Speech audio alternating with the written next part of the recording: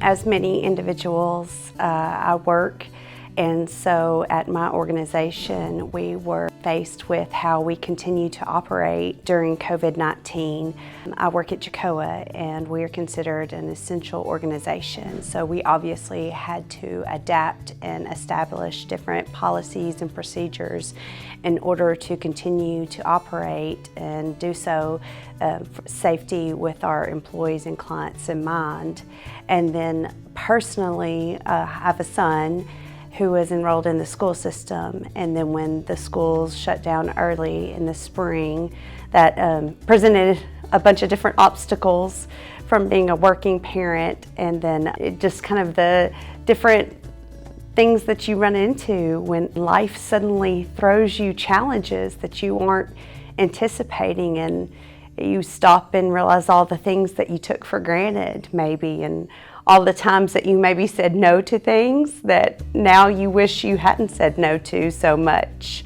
In August, I was actually diagnosed with COVID-19, so that was something that definitely impacted my life.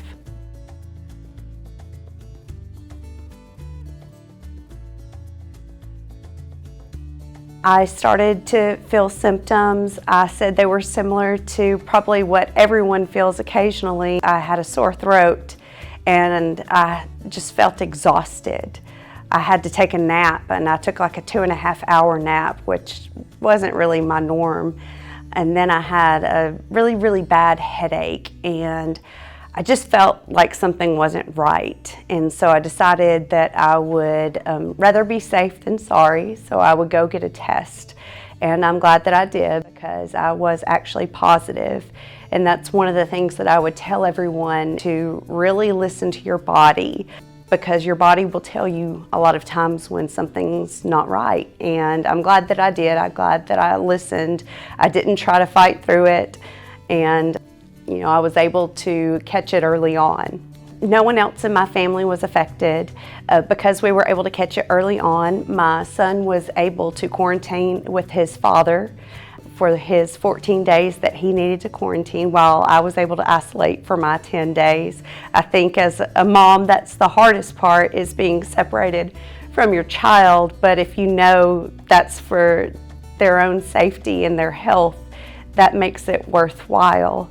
I think something that's also too important, my employer had established early on a separate COVID-19 policy that if any employee needed to be off if they had tested positive, or if they had had an immediate family member test positive, they wouldn't have to use their own personal time. So that definitely took a stress off of me, of knowing that I still would be compensated while I needed to be off, so I could take care of myself and make sure that I was taking the required time that I needed to be off.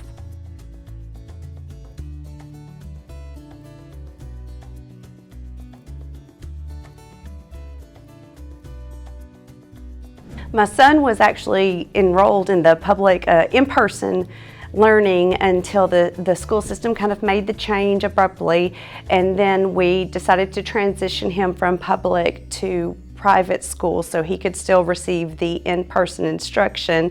Then Mom had to be diagnosed with COVID-19, so after his first day of school he was pulled out where he had to quarantine for 14 days, but he's back in school.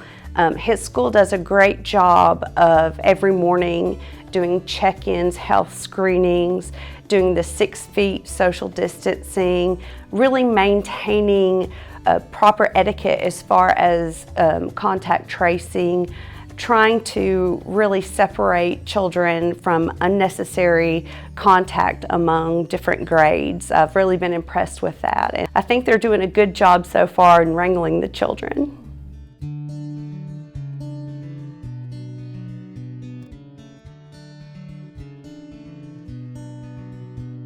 When I was first diagnosed, I think the one thing that they were concerned about is I do have asthma. I never developed a cough. I actually never developed a fever.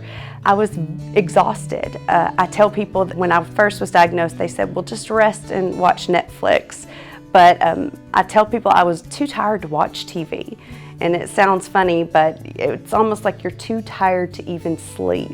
You just feel like every inch of energy you have has just been taken from you. The headache, it's a constant headache that I had. The sore throat lasted for probably 4 to 5 days. I was very blessed that I never developed any respiratory issues. The one thing that I did do is I listened to my physician. The second he said go to bed and rest once I was diagnosed, that's exactly what I did. I didn't try to push myself, drank plenty of fluids, and just let the time kind of pass by, and took the time that I needed for my body to heal.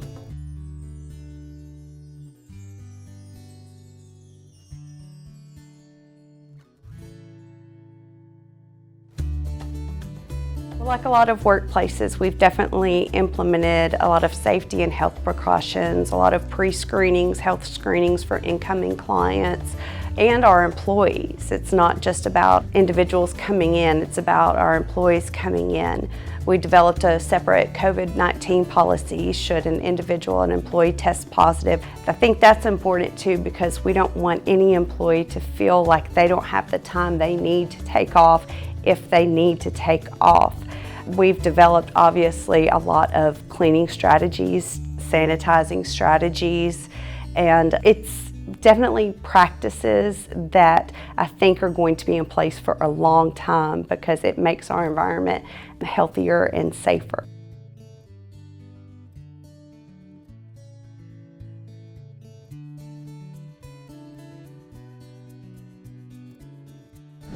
I definitely think the clients' responses to the changes have been positive because they know that we are doing everything, and all of these changes are for the health and safety and the benefit for them.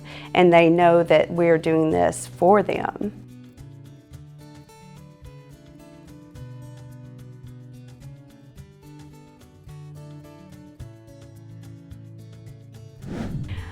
I think I've learned during this challenging season that everything changes, and it can change at a drop of a hat, and you have to be patient, you have to show grace, you have to be willing to ask for help, and you have to just be open to learning new things and knowing that tomorrow may not look like today, and that we have to work together, because if we don't work together, we're not going to get through it.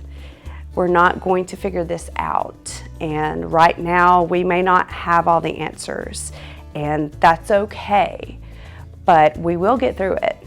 And that I do know.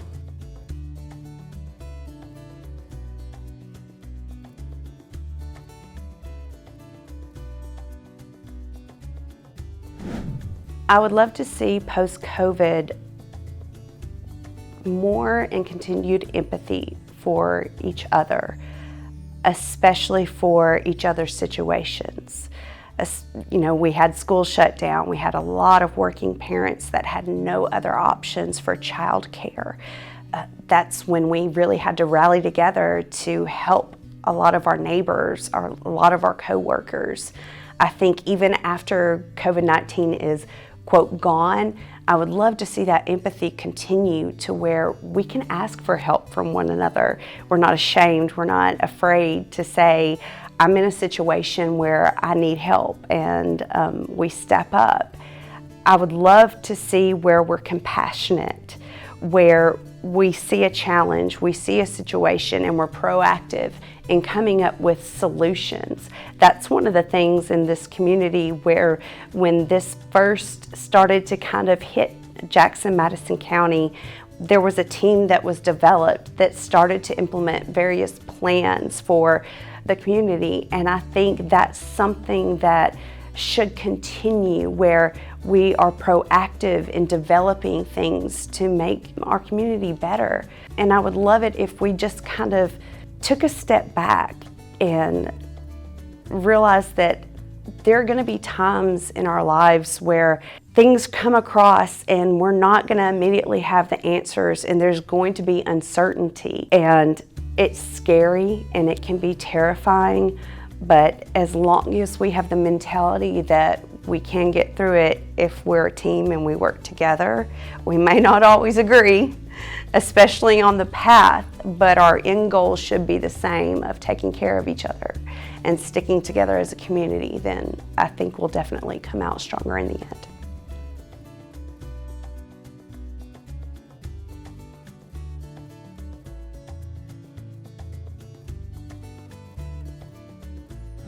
One of the things that I was surprised and impressed with was how the health department handled the contact tracing after I was diagnosed. When you're diagnosed, you have a lot of different fears, emotions. Your mind is racing of who you should contact, what you're supposed to do. And I was really impressed with how the Jackson-Madison County Regional Health Department handled the situation. I received a phone call the next day after receiving my diagnosis. And I guess I expected to have a telemarketer type phone person on the other end of the call. And it was an individual who had the most compassionate voice, who was very caring, very calming to this fearful mother on the other end of the line, and very informative to me. Explained exactly the process that I needed to go through as far as my isolation period, and then as far as my son's quarantine period. She took down all of the phone numbers of everyone that I had been in close contact with. She took care of contacting those individuals. She took care of contacting my son's school. She took that stress off of me. And so that really helped, because again, when you're going through this, anything that you can take off the individual who is sick.